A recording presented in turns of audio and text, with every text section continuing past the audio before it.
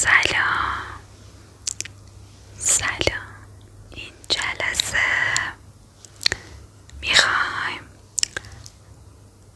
راجع به شناخت درونیت پی ببریم و اینکه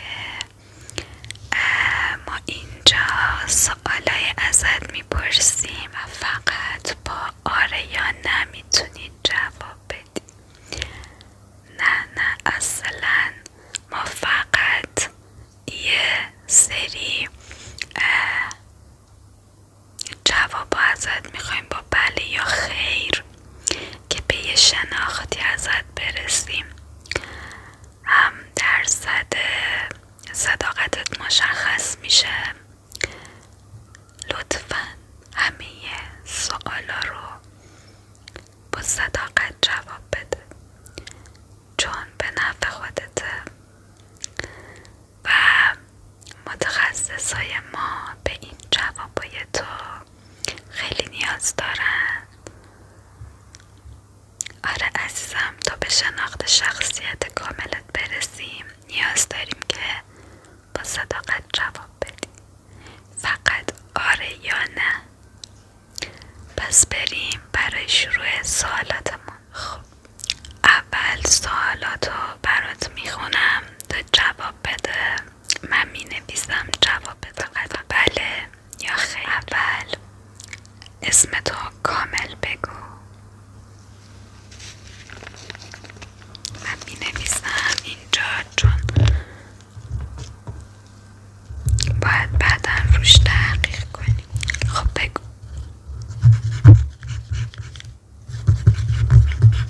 چه اسم قشنگ. چند سالته؟ نه اینا رو بگو.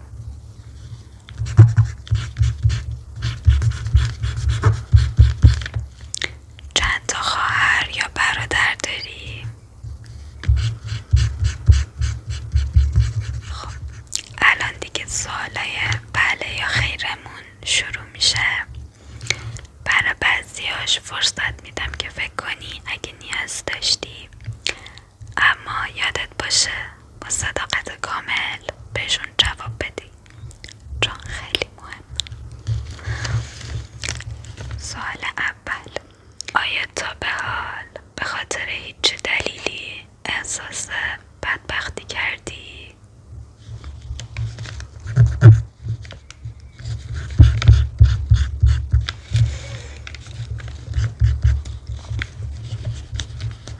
آیا تا به حال شده وقتی با یه غریبه‌ای صحبت کنی احساس خجالت کنی؟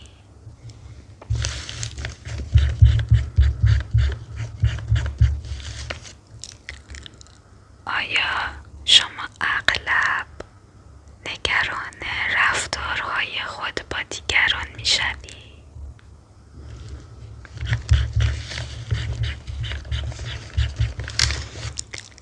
آیا شما مطالعه را به دیدن افراد ترجیح میدهی؟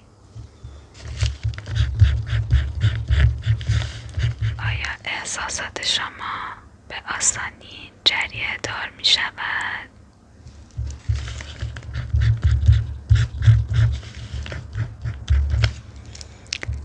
آیا شما بیرون رفتن را خیلی دوست دارید؟ آیا گاهی وقتا افکار و ایده هایی دارید که دوست ندارید اونا رو با دیگران به اشتراک بذارید؟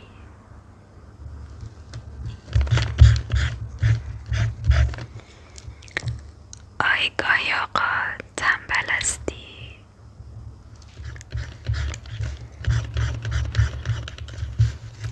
آیا در هنگام خوابیدن اونقدری فکر به ذهنت میاد که نمیتونی بخوابی؟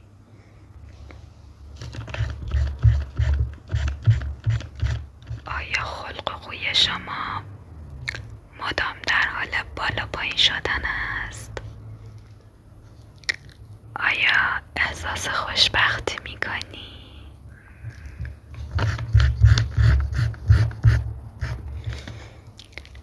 آیا به زندگی دیگری در دنیای دیگری اعتقاد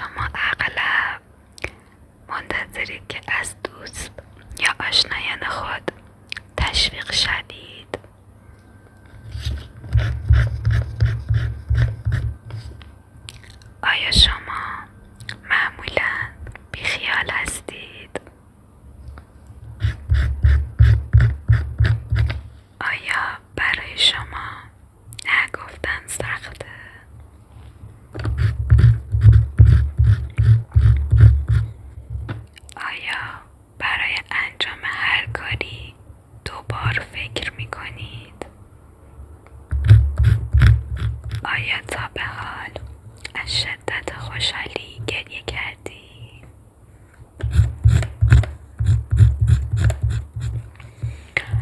آیا اشتهای شما زیاد است؟ آیا شما اغلب صبحها سر حال از خواب بیدار میشی؟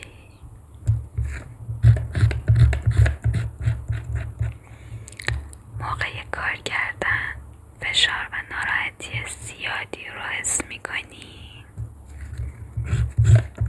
آیا از فیلم دیدن لذت میبری؟ آیا شما اغلب نگران رفتارهای دیگران با خودتان هستید؟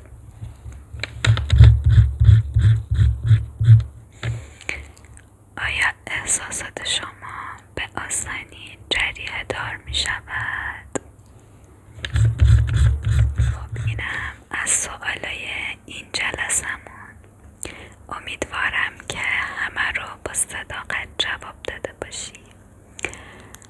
من دوباره جلسه بعدی با یه سری سوال در خدمتت هستم، چون میخوام شخصیت درونی کامل تو بشناسم و الانم بهت آفرین میگم، چون خیلی خوب پس از سوالا بر اومدی.